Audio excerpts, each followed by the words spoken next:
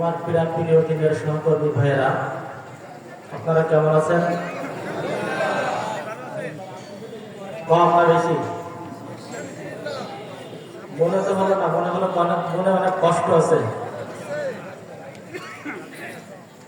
আল্লাহ আমাদেরকে ভালো রাখুন, সবাই বলে আমিন।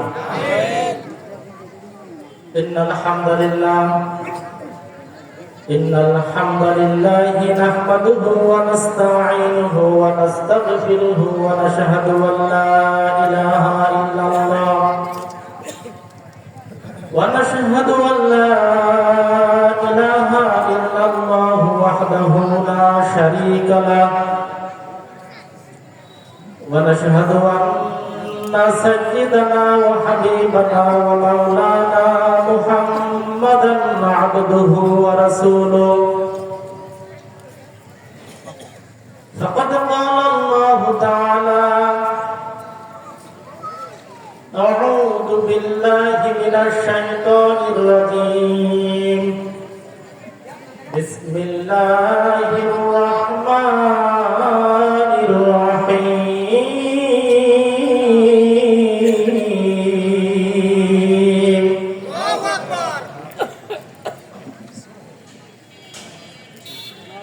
شرع لكم من الدين ما وصى به نوحا والذي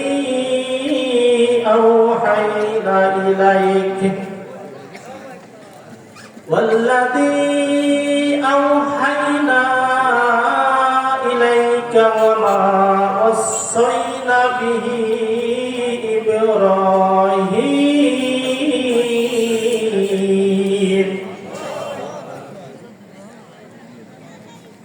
وما وصينا به إبراهيم وموسى وعيسى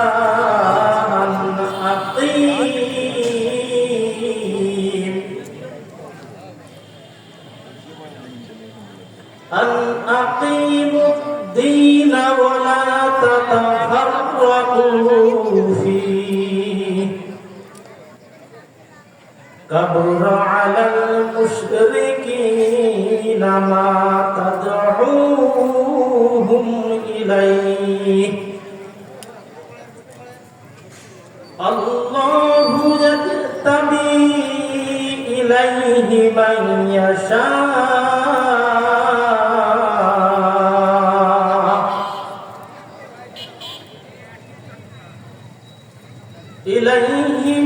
يشاء ويهدي إليه من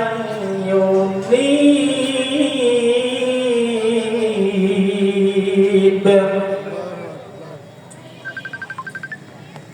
فقال إن الله وملائكته يصلون على النبي يا أيها الذين آمنوا صلوا عليه وسلموا تسليما اللهم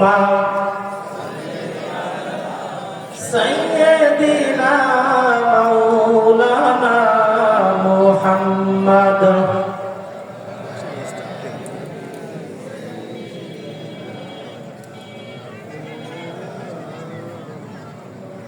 اللهم صل على سيدنا مولانا محمد وعلى آله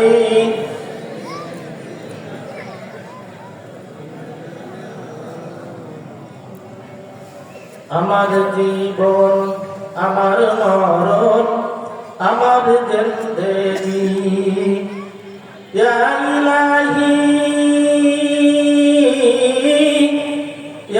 ইলাহি কবুল করো আমার বন্দেগি আমার জীবন আমার মরণ আমার জিন্দেগি আল্লাহুম্মা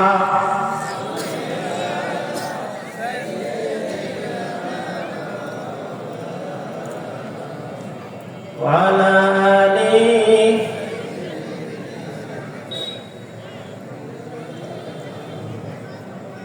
রসুল আমার ভালোবাসা, রসুল আমার ভালোবাসা, রসুল আমার প্রেম বিরহের মূল আলোচনা, রসুল আমার কাদের কর্মের অনুপ্রেরণা। আল্লাহুম্মা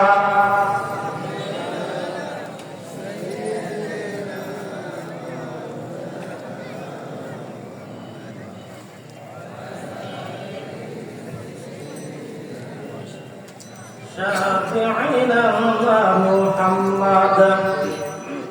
আলহামদুলিল্লাহ, একতা যুব কল্যাণ সংস্থা এলাকাবাসীর উদ্যোগে জুরালিয়া স্কুল অ্যান্ড কলেজ মাঠ প্রাঙ্গণে আজ তৃতীয় বার্ষিক তাফসীরুল কুরআন মাহফিলের এই দ্বিতীয় অধিবেশনে উপস্থিত আজকের মাহফিলের সম্মানিত সভাপতি, এলাকার কৃতি সন্তান, সুনামধন্য আলেমে দ্বীন মাওলানা আবুল খায়ের মোহাম্মদ হাবিবুল্লাহ, উপস্থিত আছেন আপনাদের এলাকার কৃতি সন্তান, সারা বাংলাদেশের গর্ব, সারা বাংলাদেশ তাকে নিয়ে গর্ব করে অধ্যাপক ডক্টর আফামা আকবর হুসাইন সাহেব। এছাড়া উপস্থিত থাকবেন প্রধান অতিথি হিসেবে কাজী ইহসানুল কবির, পুলিশ সুপার নড়াইল। এছাড়া আরো উপস্থিত আছেন আজকের প্রোগ্রামের সম্মানিত প্রধান মুফাসসির। এরপরেও তিনি আমাদের মাঝে আজকের প্রধান আকর্ষণ হিসেবে উপস্থিত থাকবেন। আমরা যার অপেক্ষায় হয়তো অনেকেই বসে আছি। সারা বাংলাদেশের অলৌকিক সৃষ্টিকারী ব্যক্তিত্ব, বাংলাদেশের গর্ব ইসলামী সাংস্কৃতিক অঙ্গনে আমাদের প্রিয় ভাই কবির বিন সামাদ ভাই, সবাই বলি আল্লাহু আকবার। আমাদের ভাইরা উপস্থিত হয়েছেন, যথাসময় আমাদের মাঝে তাশরীফ আনবেন ইনশাআল্লাহ। এছাড়া মঞ্চে উপস্থিত আছেন এলাকার গণ্যমান্য ব্যক্তিত্ব, আলেম ওলামা, শিক্ষক বৃন্দ। আমার সামনে উপবিষ্ট আজকের এই তাফসীরুল কুরআন মাহফিলের প্রধান আকর্ষণ, যাদেরকে নিয়ে আজকের এই তাফসীরুল কুরআন মাহফিল সাজানো হয়েছে, আমার সামনে উপবিষ্ট আজকের কুরআনের শ্রোতারা, আমি সবাইকে আবারও আমার অন্তরস্থল থেকে জানাই সালাম, আসসালামু আলাইকুম ওয়া রাহমাতুল্লাহি ওয়া বারাকাতুহু। শুকরিয়া আদায় করছি সেই মহান রবের দরবারে যে আল্লাহ তাআলা দীর্ঘদিন পরে হলেও বাংলার মুসলমানদের জন্য তার জমিনকে কুরআনুল কারীমের কথা বলার জন্য তিনি উন্মুক্ত করে দিয়েছেন, যিনি স্বাধীন করে দিয়েছেন।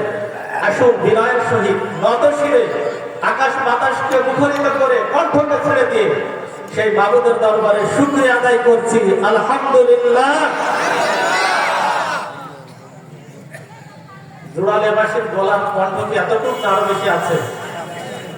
আমাদের কণ্ঠের মালিককে আরো একটু জোরে বলেন। এই কণ্ঠ নিয়ে যখন আমরা রাজপথে নামি, রাস্তায় নামি, কোন দলের পক্ষে স্লোগান দেওয়ার জন্য, কোন দলের নেতা নেত্রীর পক্ষে স্লোগান দেওয়ার জন্য কণ্ঠ কি রেখে দিই না ছেড়ে দিই? কণ্ঠের মালিক তাহলে যে আল্লাহ রাব্বুল আলামিন কণ্ঠ দিয়েছেন, শক্তি দিয়েছেন, সেই আল্লাহর প্রশংসা যখন হবে তখন আস্তে না জোরে হবে। কত জোরে? 18 বছরের কাফার আদায় হবে ইনশাআল্লাহ। হবে তো? সবাই কণ্ঠ ছেড়ে দিয়ে বলতে হবে নারায়ে তাকবীর, লিল্লাহি তাকবীর।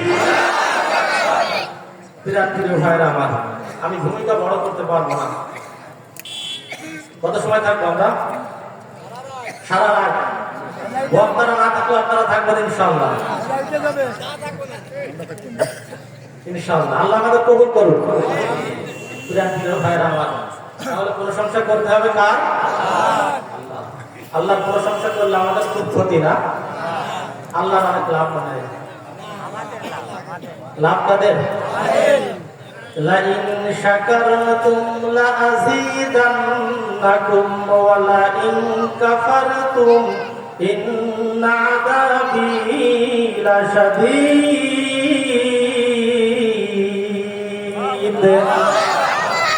আল্লাহ বলেন, বান্দা প্রশংসা করবা, নিয়ামত বৃদ্ধি করে দেব। আমাকে ভুলে যাবা, আমি আল্লাহ রাব্বুল আলামিন তোমাদের জন্য আবার সেই 15 বছরের গজব তোমাদের উপরে নাযিল করব। ঠিক কিনা? বান্দা যখন আল্লাহর প্রশংসা করে, আমার আল্লাহ রাব্বুল আলামিন বলেন, বান্দা যদি একবার অন্তরের অন্তঃস্থল থেকে ডাক দেয় আল্লাহ। কোন বান্দা যখন গভীর রজনীতে উঠে 2 রাকাত নামাজ পড়ে সিজদার মধ্যে বসে বসে সিজদার মধ্যে যে কান্নাকাটি করতে থাকে, চোখের পানি ফেলে, চোখের পানি নাকের অর্ধেক আসার আগেই আমি আল্লাহ রাব্বুল আলামিন তার গুনাহগুলো ক্ষমা করে দিই।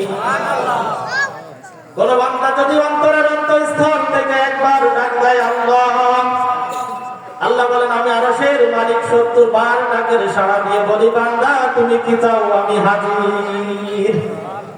আনাহনু আকরাবু ইলাইহি মিন হাবিলিল ওয়ারিদ। বান্দা ডাকতে দেখো না, আমাকে তোমার কত নিকটে আমি, তোমার ঘাটের যে সারা রক, এই রকের চাইতে আমি তোমার নিকটবর্তী। তুমি বান্দা আমাকে ডাক দিতে দেরি, আমি আল্লাহর সাড়া দিতে দেরি লাগে না। সুবহানাল্লাহ বলবেন না? বাড়িতে বললেও হবে না। ঘুমানো শ্রোতা দিয়ে কোরআনের আলোচনা হয় না, ঠিক কিনা? আমরা কি কবরস্থানে না মাহফিলে? এখানে যারা আছে জীবিত আছে তো পরীক্ষা হবে ময়দানে, ইনশাআল্লাহ বললে শুধু হবে না, যে কারা কারা জীবিত আছে দেখা হবে, তাই তো? প্রিয় ভাইরা আমার, তাহলে প্রশংসা কার করতে হবে? আল্লাহ। দুরূদ ও সালাম পেশ করছি সাইয়্যিদুল মুরসালিন খাতামুন নবীন শাফিউল মুতমাইন, মানবতার মুক্তির দিশারি, যে মানুষটাকে আমরা আমাদের জীবনের চাইতে বেশি ভালোবাসি, আমাদের সেই প্রাণপ্রিয় রাসূল মুহাম্মদুর রাসূলুল্লাহ। রাসূলের নাম শুনলে দুরূদ পড়া নফল না ফরজ? যদি না পড়েন গুনাহগার হতে হবে। এই কথা সময় এগুলোই পড়তেছিলাম, ইন্নাল্লাহা ওয়া মালাইকাতাহু ইউসাল্লুনা আলান নবী। সুতরাং যখনই আমরা রাসূলের নাম শুনবো কি পড়বো? সাল্লাল্লাহু আলাইহি ওয়াসাল্লাম। সেই রাসূলকে তো আমরা ভালোবাসি, বলেন ভালোবাসি না? ঈমানের প্রশ্ন, রাসূলের ভালোবাসা কিন্তু ঈমানের প্রশ্ন। ওমর রাদিয়াল্লাহু তাআলা আনহু একদিন নবীজির কাছে এসে বলতেছেন, ইয়া রাসূলুল্লাহ, আমি আপনাকে অনেক ভালোবাসি, মহব্বত করি, কিন্তু আমার জীবনের চাইতে আমি এখনো আপনাকে বেশি ভালোবাসতে পারি নাই। এমন কিছু মানুষ আছে না, রাসূলের ভালোবাসা খুবই দেখায়, কিন্তু সেই ভালোবাসা যখন দলের বিরুদ্ধে চলে যায় তখন আর রাসূলের পিছনে থাকে না। আছে না এরকম মুসলমান? তো ভাই দিনকাল অবস্থা খুব খারাপ, বোঝেন না? আপাতত নাই। এরকম মুসলমানের সংখ্যা কম না বেশি? এইরকম একটু ঈমান তখন ছিল যে নবীকে ভালোবাসতেন, কিন্তু নিজের জীবন যদি চলে যাওয়ার মতো কোনো অবস্থা হতো তখন দিনকাল অবস্থা খারাপ, রাসূলকে রেখে তিনি পালিয়ে যেতেন, এমন একটা অবস্থা তার ঈমানের ছিল। নবীজি আমার বললেন যে ওমর, তুমি এখনো মুমিন হতে পারো নাই, কালেমা ঠিক পড়েছো কিন্তু এখনো ঈমানদার হতে পারো নাই। লা ইউমিনু আহাদুকুম হাত্তা আকুনা হাব্বা ইলাইহি মিন ওয়ালিদিহি ওয়া ওয়ালাদিহি ওয়ান নাস আজমাইন। প্রিয় ভাইরা আমার, ওমর রাদিয়াল্লাহু তাআলা আনহু পেরেশানিতে পড়ে গেলেন যে নবীজিকে এত ভালোবাসি, মহব্বত করে দিন ছাড়লাম, সমাজ ছাড়লাম, বংশ ছাড়লাম, পরিবার ছেড়ে দিলাম, সব ছেড়ে দিলাম, তারপরেও রাসূলকে একটু জীবনের চাইতে বেশি ভালোবাসতে পারে নাই, তার জন্য কি আমি এখনো মুমিন হতে পারি নাই? নিজের জীবনের সাথে একটু আত্মসমালোচনা করলেন, করে দেখলেন যে কি, যে জীবনের রাসূলের ভালোবাসার থেকে জীবনের মায়া বেশি থাকে, ওই জীবন দিয়ে আমার কোনো দরকার নাই। আমি সিদ্ধান্ত নিলাম আমার রাসূলকে আমার জীবনের চাইতে আমি এখন থেকে বেশি ভালোবাসবো। সুবহানাল্লাহ। নবীজিকে যে বললেন, ইয়া রাসূলুল্লাহ, আমি এখন সিদ্ধান্ত করে এসেছি, ইতমিনান হয়ে এসেছি, আমার রাসূলকে আমি আমার জীবনের চাইতে বেশি মহব্বত করি। বাড়িতে বললে হবে, জোরে বলেন সুবহানাল্লাহ। নবীজি আমার বললেন, ওমর, এইমাত্র তুমি ঈমানদার হলে, মুমিন হলে। প্রিয় ভাইরা আমার, তাহলে রাসূলের ভালোবাসা আসতে যে যদি আমার দলের বিরুদ্ধে চলে যায়, তাহলে রাসূলের ভালোবাসা আগে না দলের ভালোবাসা আগে? যদি কোনো জাতির মাতা পিতার থেকে রসুলকে বেশি ভালোবাসতে হয়, কাকে আগে ছেড়ে দিতে হবে? জাতির পিতা না রসুলকে? আঞ্চলিক জাতির পিতাকে বেশি ভালোবাসতে হবে না রসুলকে বেশি ভালোবাসতে হবে? এই ভালোবাসতে যদি জেলখানায় যেতে হয়, যদি ফাঁসির মঞ্চে যেতে হয়, আরে মুসলমান তো ফাঁসির রশিকে তার পিতার সমতুল্য মনে করে, ঠিক কিনা? কত ভয় দেখাইছে এই জমিন থেকে আমাদেরকে মুছে দেওয়ার জন্য, কত ভয়, কত জেল, কত জুলুম, কত নির্যাতন করেছে। কিন্তু আল্লাহর গোলামরা সকল জুলুম, জেল, নির্যাতনকে উপেক্ষা করে এক আল্লাহর ভালোবাসাকে বুকে ধারণ করে বাংলার জমিনে তারা দিনের পতাকা ওড়ানোর প্রচেষ্টা করতেছে। প্রিয় ভাইরা আমার, রাসূলের ভালোবাসা আসলে কেমন লাগবে? আবু উবাইদা ইবনে জাররাহ রাদিয়াল্লাহু তাআলা আনহু নবীজির জলিলুল কদর একজন সাহাবী, ভালোবাসার দৃষ্টান্ত দেখিয়েছেন। উহুদের ময়দানে যখন আল্লাহ রাসূলের মাথার মধ্যে লোহার হেলমেট ঢুকে গিয়েছিল, সাহাবীরা পরামর্শ করলেন যে হেলমেটটা কি করে বের করা যায়। চারিদিকে আনাউন্স হয়ে গিয়েছে যে নবীজি আমার পৃথিবী থেকে বিদায় নিয়েছেন, সবাই কান্নাকাটি করতেছে। সাহাবাদের মধ্যে কান্না রোল পড়ে গিয়েছে যে নবীজি পৃথিবীতে নাই। হযরত আবু বকর, ওমর, উসমান রাদিয়াল্লাহু রিদওয়ানুল্লাহি তাআলা আলাইহিম আজমাইন সবার মধ্যে কান্না রোল পড়ে গিয়েছে, নবীজি পৃথিবী থেকে বিদায় নিয়েছেন, এই পৃথিবীতে আমাদের আর থেকে লাভ কি? সবাই কান্নাকাটি করতেছে। কে যেন সংবাদ দিল যে আবু বকর, আমাদের রাসূল এখনো জীবিত আছে, তোমরা কেউ হতাশ হয়ে না, বল সুবহানাল্লাহ। সাহাবারা দৌড়িয়ে গিয়েছেন রাসূলের কাছে, যে দেখেন রাসূল রক্তাক্ত অবস্থায় পড়ে আছেন, মাথার মধ্যে লোহার হেলমেট ভেঙে লোহার টুকরা ঢুকে গিয়েছে। সবাই গবেষণা করতেছেন, পরামর্শ করতেছেন কি করে মাথার মধ্য থেকে হেলমেটটা বের করা যায়। এই আবু উবাইদা ইবনে জাররাহ বললেন, আবু বকর, আপনি আমাকে দায়িত্ব দিন, আল্লাহ রাসূলের মাথার মধ্য থেকে হেলমেটটা আমি বের করে দিব। অনেক বড় ইতিহাস, বড় করে বলতে পারবো না। আবু উবাইদা ইবনে জাররাহ যিনি পৃথিবীতে একমাত্র ব্যক্তি যিনি দাদার নামে পরিচয় হয়েছেন। পৃথিবীতে যত মানুষ আছে প্রত্যেকে তার পিতার নামে পরিচয় হয়, কি তাই হয় না? আর ইনি একমাত্র ব্যক্তি, একমাত্র সাহাবা আবু উবাইদা ইবনে জাররাহ যিনি দাদার নামে পরিচিত হয়েছেন। ঘটনার কি কারণটা কি পরে বলতেছি। এই আবু উবাইদা ইবনে জাররাহ যখন দায়িত্ব আসলো, উনি সিদ্ধান্ত নিলেন আমার রাসূলকে যত কম কষ্ট দিয়ে পারা যায়, কম কষ্ট দিয়ে আমার রাসূলের মাথার মধ্য থেকে হেলমেটের এই টুকরাটা বের করতে হবে।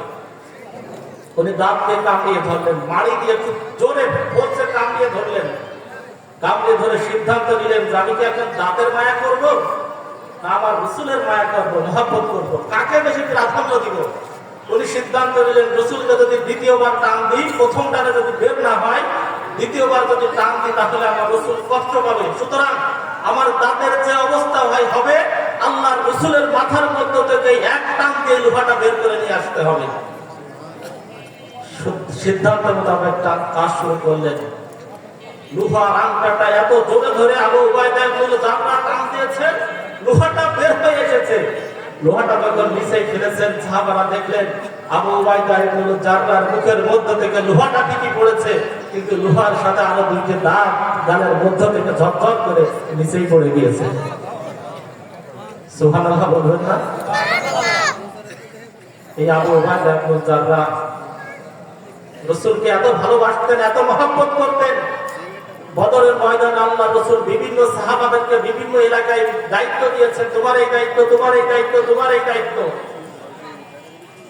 এই আবু উবাইদা ইবনে জাররাহ তাকে দায়িত্ব দেওয়া হয়েছিল, রাসূল থেকে অদূরে কিছু দূরে একটা দায়িত্ব দেওয়া হয়েছিল কিছু সৈন্যকে নিয়ে। খুব দূরদর্শী একজন সাহাবী ছিলেন, তরবারি চালাতে পারতেন ক্ষিপ্র গতিতে, এতটা পারদর্শী ছিলেন তিনি তরবারি পরিচালনায়। তখনকার যুগে যদি দুই একজন এই অস্ত্র পরিচালনা খুব নিখুঁত ভাবে চালাতে পারতেন, তার মধ্যে একজন উনি আর একজন ওনার পিতা আব্দুল্লাহ। এই আবু উবাইদা দেখলেন যে দূর থেকে একজন ব্যক্তি খুব ক্ষিপ্র গতিতে নবীজির দিকে ছুটে আসতেছেন তাকে হত্যা করার জন্য। উনি তো পেরেশানিতে পড়ে গেলেন। এত গতিতে আমার রসুলকে হত্যা করার জন্য ছুটে আসতেছে, এই ব্যক্তি কে হতে পারে? এরকম ভিড়। উনি একটু এগিয়ে গিয়ে দেখলেন যে ব্যক্তি খুব ক্ষিপ্র গতিতে নবীজিকে হত্যা করার জন্য আসতেছে। ও ব্যক্তি পৃথিবীর অন্য কেউ ওনার পরিচয় না, অন্য কেউ নাই, নিজের জন্মদাতা পিতা তার সামনে আল্লাহর নবীকে হত্যা করতে আসতেছে। আল্লাহু আকবার। উনি তাকিয়ে থাকলেন দাঁড়িয়ে, এক পাশে নবী, এক পাশে পিতা। সিদ্ধান্ত নিলেন কি করব, কোন দিকে যাব? আল্লাহর নবীকে বাঁচাতে গেলে পিতাকে হত্যা করা লাগে, পিতাকে বাঁচাতে গেলে আল্লাহর নবী হত্যা হয়ে যাবে, কোন দিকে যাব? আমরা হলে কোন দিকে যেতাম? কথা বলে না, পিতার দিকে যেতাম। ভালোবাসা কাকে বলে দেখেন। উনি পিতাকে প্রথমবার সরিয়ে দেওয়ার জন্য চেষ্টা করলেন, পিতা সরে না। দ্বিতীয়বার চেষ্টা করলেন, তৃতীয়বার চেষ্টা করলেন যে পিতা তুমি সরে যাও। চতুর্থবার যখন পিতা আর সরে না, আবু উবাইদা ইবনে জাররাহ সিদ্ধান্ত নিলেন যে পিতাকে আর ক্ষমা করা যায় না, আমার রাসূলকে যদি জীবিত রাখতে হয়, বাঁচাতে হয়, তাহলে পিতাকে হত্যা করা লাগবে।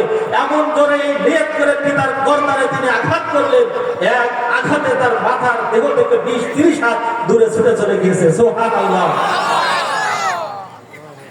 ভালোবাসা কি জোর করে নেওয়া যায়? বাপের নামে মূর্তি করে কি বাপের মতো ভালোবাসা তৈরি করানো যায়? কথা বলো না কেন? বাপের নামে দিবস পালন করে বাপের মহব্বত জাতির মধ্যে তৈরি করা যায় না। জাতির মধ্যে পিতার মহব্বত আল্লাহর পক্ষ থেকে তৈরি হয়, ঠিক কিনা? প্রিয় ভাইরা আমার, আর জোর করে ঢুকালে, জোর করে ভালোবাসা মানুষের মধ্যে চাপিয়ে দিতে দিলে কি হয় তার ইতিহাস মানুষ 5 আগস্ট দেখাই গেছে, বুঝছে না? 10 মিনিটের মধ্যে বাংলার জমিন থেকে সকল মূর্তি পরিষ্কার হয়ে গেছে। প্রিয় ভাইরা আমার, আমি এদিকে কথা দিব না, আমার উদ্দেশ্য অন্যদিকে। সুতরাং সেই রসুলের ভালোবাসা আমাদের মহব্বতে, আমাদের হৃদয়ে রাখতে হবে, কলিজায় রাখতে হবে, কম না বেশি। এরকম পরিস্থিতি যদি আমাদের কখনো সামনে এসে যায়, জান্নার দিন একদিকে, মুহাম্মদ রাসূলুল্লাহর দিন ব্যবস্থা একদিকে, আর একদিকে বাপ দাদা চাচার দিন এসে সামনে দাঁড়িয়েছে, আমরা কোন দিকে যাব? জোরে বলেন। রসুলের দিকে থাকতে যদি আমাদের জেলখানায় যেতে হয়, আমরা কি যেতে প্রস্তুত আছি? যদি আমাদের জীবন দিতে হয়, জীবন দিতে কি প্রস্তুত আছি? প্রিয় ভাইরা আমার, একেই বলে ইমানদার। এই ইমানদার যদি 313 জন দাঁড়িয়ে যেতে পারে, আল্লাহ রাব্বুল আলামিন সেই জমিন ইসলামের জন্য তিনি উন্মুক্ত করে দিবেন। আল্লাহ দিয়েছিলেন না? সেই আল্লাহ কি আছে? জোরে বলেন। দুর্বল হয়ে গেছে? আমাদের তো আসলে আল্লাহর প্রতি বিশ্বাসটা একটু কম। মাঝে মাঝে হতাশ হয়ে যায় যে আল্লাহ তোমার সাহায্য কবে আসবে? তুমি কি এত কিছু দেখো না? আমি এত নামাজ পড়ি, রোজা রাখি, তোমাকে এত ডাকি, তারপরেও বিপদ আপদ যা আছে সব আমাকেই দাও। আর যেগুলো শয়তানের বজ্জাত আছে, ওইগুলোই দেখি দুনিয়ায় খুব রঙের সাথে ঘুরে বেড়ায়, কি তাই না? আল্লাহ মাঝে মাঝে ইতিহাসের পুনরাবৃত্তি ঘটান। নবীজি আমার পৃথিবীতে আগমনের মাত্র কয়েকটা দিন পূর্বে তৎকালীন জামানার স্বৈরশাসক আবরাহা সিদ্ধান্ত নিলেন, মানুষকে যদি আমার গোলাম বানাতে হয়, আমার গোলামে পরিণত করতে হয়, তাহলে যে জমিনে আসমানি শিক্ষা আছে, আসমানি শিক্ষার আলেম আছে, ওই জমিনের সব মানুষকে আমার গোলাম বানানো সম্ভব নয়। উনি সিদ্ধান্ত গ্রহণ করলেন, তাহলে কি করা লাগবে? বাইতুল্লাহ যারা তাওয়াফ করতে যায়, এই বাইতুল্লাহ তাওয়াফ করা বন্ধ করতে হবে। তাহলে কি করতে হবে? নিজে একটা বাইতুল্লাহ তৈরি করলেন। তো তোমাদের হাজী সাহেব, এখন আর কারো মক্কা শরীফ কাবায় যাওয়া লাগবে না।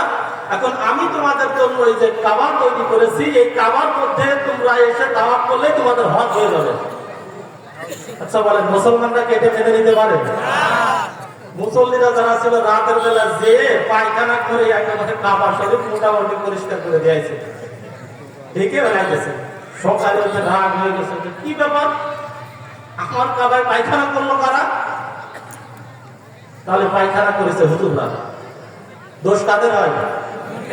যত দোষ নিজেরা নিজেরা করে, আকাম আর দোষ দেয় হুজুরদের করে, ঠিক কিনা?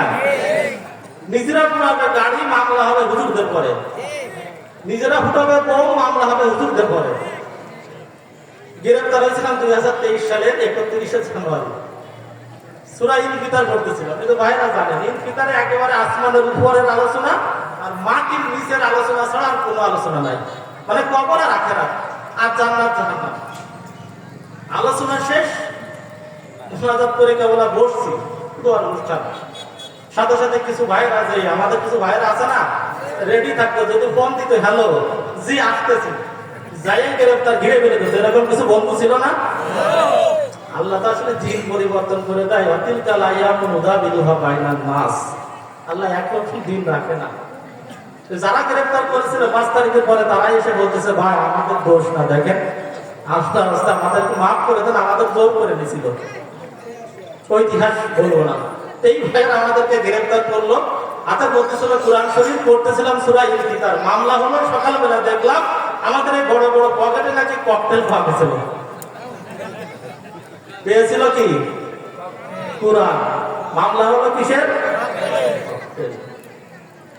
এরকম একটা দুর্দশা থেকে আল্লাহ রাব্বুল আলামিন যে জাতিকে মুক্ত করে দিয়েছেন, কিয়ামত পর্যন্ত যদি আল্লাহকে সিজদা দিয়ে পড়ে থাকে, আল্লাহর এই শুকরিয়া আদায় করে শেষ করা যাবে না। আল্লাহর বিচার কাকে বলে রে ভাই? আল্লাহর বিচার কাকে বলে? আল্লাহর পরে ছেড়ে দিয়েছিলাম বিচার, আর আল্লাহ এমন বিচার করেছেন, তারা ইসলামকে নিষিদ্ধ করতে গিয়েছিল, আর আল্লাহ কি বলে? লিইউযহিরাহু আলা দীনি কুল্লিহি। তোমাদের দায়িত্ব হচ্ছে ইসলামকে প্রতিষ্ঠা করা, আর তাদের কাজ হচ্ছে ইউরিদুনা লিইউতফি নূরাল্লাহ। মুখের ফুৎকার দিয়ে তারা ইসলামকে নিভিয়ে দিতে চায়। কি দিয়ে? মুখের ফুৎকার দিয়ে। ইসলামকে মনে করে খড়কুটার মতো, যে ভূ দিলেই উড়ে যাবে, এজন্য কিছু হলেই বলতো খেলা হবে। মনে নাই? মনে না? খেলা হবে তো আল্লাহ তো এখনো ধরেন নাই। কিছু ছোট্ট ছোট্ট পুলামান ছেড়ে দিয়েছে, যারা ময়দানকে বলতেন খেলা হতো, তারা ময়দান ছেড়ে দিয়ে 14 গোষ্ঠী বাংলার জমিন থেকে হারিয়ে গিয়েছে। সবাই যায়, যারা অপরাধী না ওই দল করলেই তার আসলে মানুষ খারাপ হয় না, তাই না? সবাই কি খারাপ নাকি? যে কোন মনের মধ্যে চোর ভাব ছিল, পুলিশ দেখলি তো দৌড়াবে, ঠিক কিনা? তো যে কথা বলতেছিলাম, আবরাহা সিদ্ধান্ত নিলেন তাহলে বাইতুল্লাহকে অ্যাটাক করতে হবে, ভেঙে দিতে হবে। বিশাল এক বাহিনী নিয়ে রওনা দিলেন। বাইতুল্লাহর মুতাওয়াল্লি যিনি ছিলেন, বাইতুল্লাহর মুতাওয়াল্লি ছিলেন আব্দুল মুত্তালিব। বাইতুল্লাহর গিলাফ ধরে দাঁড়িয়ে আল্লাহকে বললেন যে মাবুদ, এতদিন চেষ্টা করেছিলাম তোমার ঘরের রক্ষণাবেক্ষণ, আমি মুতাওয়াল্লি ছিলাম, দেখভাল করেছি, কিন্তু এখন যে বাহিনী আসতেছে তোমার এই ঘরকে ভাঙার জন্য, আমি আব্দুল মুত্তালিবের এমন শক্তি নাই যে শক্তি দিয়ে এই বাহিনীর সাথে মোকাবেলা করে আমি তোমার ঘরকে রক্ষণাবেক্ষণ করতে পারবো। সুতরাং গিলাফ ধরে দাঁড়িয়ে কান্নাকাটি করে বলেছিলাম যে মাবুদ, তোমার ঘর তোমার কাছে ছেড়ে দিয়ে গেলাম, আমার পক্ষে আর সম্ভব নয়। তুমি যদি চাও তোমার জমিনে তোমার ঘর টিকে থাকবে, তোমার পক্ষ থেকে সাহায্য লাগবে। আল্লাহ তো সাহায্য করেছিলেন না? নামাজে পড়েন না? আল্লাহ ইয়াজআল কাইদাহুম ফি তাদবীর ওয়া আরসালা আলাইহিম তায়রান আবাবিল তারমিহিম বিহিজারাতিন মিন সিদ্দিক। আল্লাহু আকবার। আল্লাহ এমন শাস্তি দিয়েছিলেন, সাজআলাহুম কাসফিন মাকহুল। কিয়ামত পর্যন্ত মানুষ মনে রাখবে, যারা ইসলামকে ধ্বংস করতে যাবে, ইসলামকে নিষিদ্ধ করতে যাবে, আল্লাহ রাব্বুল আলামিন ওই জমিনে তাদেরকে আগ্রাহার মতো ওই জমিন থেকে নাম মুছে দেবেন, ঠিক কিনা? সে আল্লাহ আছে কিনা? আছে। হতাশ হলে চলবে না ভাই। আল্লাহ সূরা লাহাব নাযিল করে 10 বছর অপেক্ষা করেছেন। সূরা লাহাব নাযিল করে নিজেই আল্লাহ আবুল লাহাবকে বদদুয়া করেছেন, আবুল লাহাবকে নিজেই লানত দিয়েছেন। লানত দেওয়ার পরে আবুল লাহাবের তেজ আরো বেড়ে গেছে। নবীজি সূরা লাহাব পড়ে আর স্বামী স্ত্রী দুইজনে মিলে মোটামুটি রাসূলের শত্রুতা শুরু করে দিয়েছে। এত অন্যায় করার পরেও আল্লাহ তো একটু ছাড় দেয়। আসলে আল্লাহ সাথে সাথে ধরে না। যখন মাছ মারে, ওই যে জেলেরা বড়শি দিয়ে টিপ দেওয়ার সাথে টান দেয় না, একটু লেট করে। কেন লেট করে? ভালো ভাই দিলে না, এমন ধরে টান দেবো একটা আসরে একেবারে বাপ বলা টাইম পাবা না, ঠিক কিনা? প্রিয় ভাইরা আমার, সূরা লাহাব নাযিল করে আল্লাহ 10 বছর পরে আবু লাহাবকে ধ্বংস করেছেন। সুতরাং আল্লাহর দোয়া যদি আল্লাহ 10 বছর পরে কার্যকারিতা করতে পারেন, আমাদের দোয়া আল্লাহ 15 বছর লাগাতেই পারেন না, ঠিক না? হতাশ হলে চলবে না। আল্লাহ কখনো কোনো জালেমকে ছেড়ে দেন না। ইন্না বাদশা রব্বিকাল শাদীদ, আমার আল্লাহ কখন ধরে কাপড় পরিধান করার সময় পায় না। দুপুরের খাবার পর করার তাদের সময় থাকে না, খাবার রেখেই পাঠাতে হয়। সুতরাং এটাই আশা করবো জাতির কাছে, ভবিষ্যতে কেউ যেন কোনো স্বৈরশাসক হিসেবে তাদের জন্য এমন পরিণত না হয়, এটাও আমরা দেখতে চাই, ঠিক কিনা? প্রিয় ভাইরা আমার, সুতরাং সেই আল্লাহ আছে, সেই কোরআন আছে, সেই জমিন আছে। এই জমিনে যারাই কোরআনের বিরোধিতা করবে, এই জমিনে যারাই কোরআনকে নিভিয়ে দিতে চাবে, এই জমিনে যারাই কোরআনের মাহফিলকে বন্ধ করে দিতে চাবে, যুগে যুগে আল্লাহ রাব্বুল আলামিন ফেরাউনকে যেমন জমিন থেকে নিষিদ্ধ করে দিয়েছেন, যেমন পানিতে চুবিয়ে মেরেছে, নমরুদকে যেমন মশা দিয়ে মেরেছে, আবু লাহাব উব্বাকে যেমন এই জমিন থেকে আল্লাহ শেষ করে দিয়েছেন, সেই আল্লাহ মনে হয় আমার নতুন জালিমদেরকে শেষ করতে পারবেন না। ইনশাআল্লাহ পারবেন, শুধু আমাদের আশা রাখতে হবে। প্রিয় ভাইয়েরা আমার, টাইম আর নাই, যার জন্য আমার কথা খুব দ্রুতই বলতে হচ্ছে। আল্লাহর নবী মুহাম্মদুর রাসূলুল্লাহ সাল্লাল্লাহু আলাইহি ওয়াসাল্লাম 17 বছর থেকে শুরু করলেন, চিন্তা ভাবনা শুরু করলেন যে কিভাবে এই জমিনটাকে একটা আইয়ামে জাহেলিয়াতের সমাজ, যেখানে ছিল খুন, ধর্ষণ, আহাজারি, সরকারি মাল অন্যায়ভাবে ভোগ, এগুলোকে কি বলা হয়? অন্ধকারের যুগ, তাই না? প্রিয় ভাইরা আমার, এই অন্ধকার একটা যুগকে তিনি আলোকিত করার জন্য 17 বছর বয়স থেকে তিনি প্ল্যান পরিকল্পনা শুরু করলেন কিভাবে এই জমিটাকে আলোকিত করা যায়। 17 বছরে একটি সংগঠন তৈরি করলেন, যে সংগঠনটির নাম হচ্ছে 23 বছর চেষ্টা করলেন, 17 থেকে 40 বছর পর্যন্ত সমাজের কোনো পরিবর্তন হয় না। আরো দিন যায় আর জাহেলিয়াতের বৃদ্ধি বাড়ে, কি তাই না?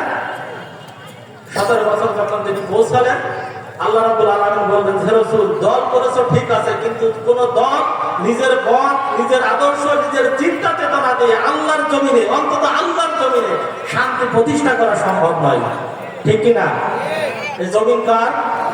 জোরে বলেন। আইন চলবে কার? এই আইনকে পরিচালনা করার জন্য আল্লাহ বললেন যে জমিনে যদি শান্তি চাও, তোমার আইন দিয়ে, তোমার সংবিধান দিয়ে জমিনে শান্তি হবে না। জমিনে শান্তি পৌঁছাতে হলে, শান্তি তৈরি করতে হলে এই জমিন যার, আইন লাগবে তার, ঠিক কিনা? দিলেন কোরআন। কি দিলেন? কোরআন দিলেন। নবীজি আমার কোরআনের দাওয়াত দেওয়া শুরু করলেন। দাওয়াত দেওয়া যখন শুরু করলেন, যে মানুষগুলো তাকে আলামিন বলতো, যে মানুষগুলো তাকে সত্যবাদী বলতো, আমানতদারি বলতো, এই মানুষগুলোর সামনে যখন তিনি কোরআনের দাওয়াত দেওয়া শুরু করলেন, এই মানুষটা তখন হয়ে গেল সন্ত্রাসী, ঠিক কিনা? এই মানুষটা তখন হয়ে গেল জঙ্গি, এই মানুষটাই তখন হয়ে গেল মিথ্যুক। কি করা লাগবে? ওকে হত্যা করো, ওকে দেশ থেকে বিতাড়িত করো, না হলে ওকে জেলখানায় ভর্তি করো। কারা এই ভর্তি রাখলেন? আবু জেহেল, উতবা, সাইবা। এরা এগুলো পেলেন কোথা থেকে? ওনাদের একজন গুরু ছিল, সে গুরুর নাম হচ্ছে ফেরাউন। নাম কি? ফেরাউন। পৃথিবীতে যত স্বৈরশাসক আছে প্রত্যেকের আমলনামা দেখবেন ফেরাউনের সাথে মিল আছে। ফেরাউন যখন ক্ষমতায় আসলো, ফেরাউন কিন্তু এত খারাপ ছিল না, মোটামুটি ভালো মানুষ ছিল, কিন্তু ওর একজন বন্ধু ছিল, নাম কি? হামান। এই হামানদের কাজই হচ্ছে এই চাটুকর, এদের কাজই হচ্ছে যে সরকার যে থাকে তার আশেপাশে ঘোরাঘুরি করে সরকারকে এমন বুদ্ধি দেয় যে জনগণ থেকে তারা বিচ্ছিন্ন করে দেয়, কি দেয় না? আমাদের প্রধানমন্ত্রী কিন্তু এত খারাপ ছিলেন না, মোটামুটি যা ছিল ভালোই ছিল, কাজ করছিল, খারাপ না, কিন্তু এই আশেপাশে কিছু হামান মার্কা বুদ্ধিজীবী ছিল কিনা? নাম বলতে চাচ্ছি, দেখে এমন ভাবে পরামর্শ বুদ্ধি দিয়েছে যে বাংলার জনগণ তাকে সহ একেবারে তার দালাল মালাল যা ছিল একেবারে বাইতুল মুকাররমের প্রদীপ পর্যন্ত পালানো লাগছে। পৃথিবীর ইতিহাসে কোন সরকার পরিবর্তন হলে প্রদীপের পালানো লাগে, এরকম কোন ইতিহাস তো জানেন? এই একটাই দেশ, তার নাম কি? ও আবার কয়েকদিন পরে পুশ করে ঢুকে ইমামতের জায়গায় যেতে গিয়েছিল। জনগণ মুসল্লিরা এত জুতা মারা বেড়েছে, পালাতে আমার বাধ্য হয়েছে। বাড়ি যায় ফেসবুকে স্ট্যাটাস দিয়েছে, আল্লাহর কি রকম, এত জুতা নিক্ষেপ করবো, আমার গায়ে একটাও লাগেনি।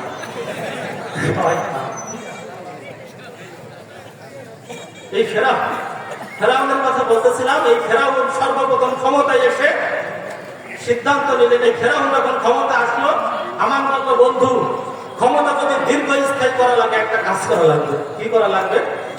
শিক্ষা ব্যবস্থা থেকে ইসলামকে উঠাই দিতে হবে। ফেরাউনের উত্তর শুধু যারাই এসেছে ক্ষমতায় এসেই তারা শিক্ষা ব্যবস্থা থেকে ইসলামের গায়ে হাত দিয়েছে, ঠিক কিনা? ফেরাউন বলে সকালে উঠাই দিই, ঘোষণা দিয়ে দিই। আমার বলে দোস্ত, এত পাগল হলে হবে না, তুমি সকালে উঠাই দিবা, কালকেই তোমার বিরুদ্ধে এমন আন্দোলন শুরু করবে আসমানি কিতাবের অনুসারীরা, পরের দিন ক্ষমতাতে নেমে যেতে হবে। ফেরাউন বলে তাহলে কি করা যায়? আমার বলে দোস্ত, এই আসমানি কিতাবের আলেম যেগুলো আছে এইগুলোর আগে দমা দিয়ে থামাই রাখতে হবে। যদি থামাই দিতে পারো তাহলে যখন তুমি বলবে বলা আমার রব্বুকুল আলা, সবাই তোমাকে খোদা হিসেবে মেনে নেবে। সিদ্ধান্ত মোতাবেক সিদ্ধান্ত দিলেন তিনটা। আসমানি কিতাবের অনুসারী যারা আছে তাদেরকে হয় জেলখানার মধ্যে ঢোকাও, অথবা তাদেরকে দেশ থেকে বিতাড়িত করো, এরপরও যদি ঠান্ডা না হয় তাদেরকে ফাঁসির মঞ্চে উঠায় দাও। এটা তো শুধু ফেরাউনের সময় ছিল না, এখন তো এগুলো নাই। কম না বেশি? বেশি। আল্লাহ আমাদেরকে হিফাজত করুন বলে আমি। প্রিয় ভাইয়ের আমার, যে কথা বলতেছিলাম, নবীজি আমার দিনের দাওয়াতি কাজ শুরু করলেন, তার আপন গোত্রের লোকজন সর্বপ্রথম তাকে বাধা দান শুরু করলেন। নবীজির কাজ ছিল কি? কিসের দাওয়াত দিতেন? লা ইলাহা ইল্লাল্লাহ, আল্লাহ ছাড়া অন্য কারোর আইন মানি না, আল্লাহ ছাড়া অন্য কারোর বিধান মানি না। কোন আইনদাতা নাই, বিধানদাতা নাই, রিজিকদাতা নাই, কেউ নাই। কে ছাড়া? আল্লাহ ছাড়া। আল্লাহ ছাড়া।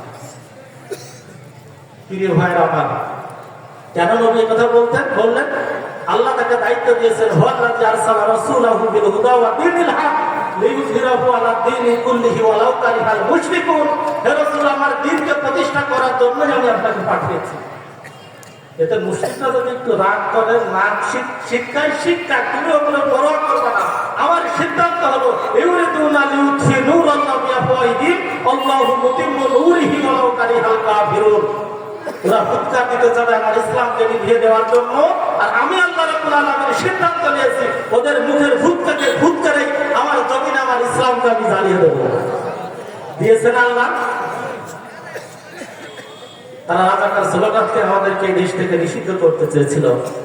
বেশি দিন সময় লাগে নাই, 10 বছরের বিনিময়ে আল্লাহ রাব্বুল আলামিন এই জমিনে আল্লাহর কিছু বান্দাদের মুখে সেই রাজাকার স্লোগান তুলে দিয়ে তাদের দ্বারা বাংলার জমিনকে ইসলামের জন্য উন্মুক্ত করে দিয়েছিলেন, ঠিক কিনা? প্রিয় ভাইরা আমার, সর্বশেষ কথা, আমি কথা লম্বা করবো না। সেই দিন কায়েমের জন্য, ইকামতের দিন কায়েম করার জন্যই আল্লাহর নবীকে আল্লাহ রাব্বুল আলামিন পৃথিবীতে প্রেরণ করলেন। নবীকে এখন পৃথিবীতে আছেন? কোরআন যেহেতু আছে, নবীওয়ালা কাজও আছে, ঠিক কিনা? সেই দায়িত্ব কারা পালন করবে? সেই দায়িত্ব পালন করবে কোরআনের কর্মী যারা আছে, কোরআনের সৈনিক যারা আছে, তাদেরকে সেই দায়িত্ব পালন করতে হবে। কোন দায়িত্ব? আর আকিমুদ্দিন। আল্লাহ রাব্বুল আলামিন বলছেন, জমিন আমার, আইন চলবে আমার। ইনিল হুকমু ইল্লা লিল্লাহ, আমার জমিন একমাত্র আমি আল্লাহর আইন ছাড়া পৃথিবীর অন্য কারোর আইন চলে? তো আল্লাহর আইন কি চলে? চলে। মসজিদের মধ্যে আল্লাহকে দিয়ে দিছি যে আল্লাহ আপনার এই 20-30 হাত মসজিদ নিয়ে আপনি সন্তুষ্ট থাকেন, আর এই বাইরের যত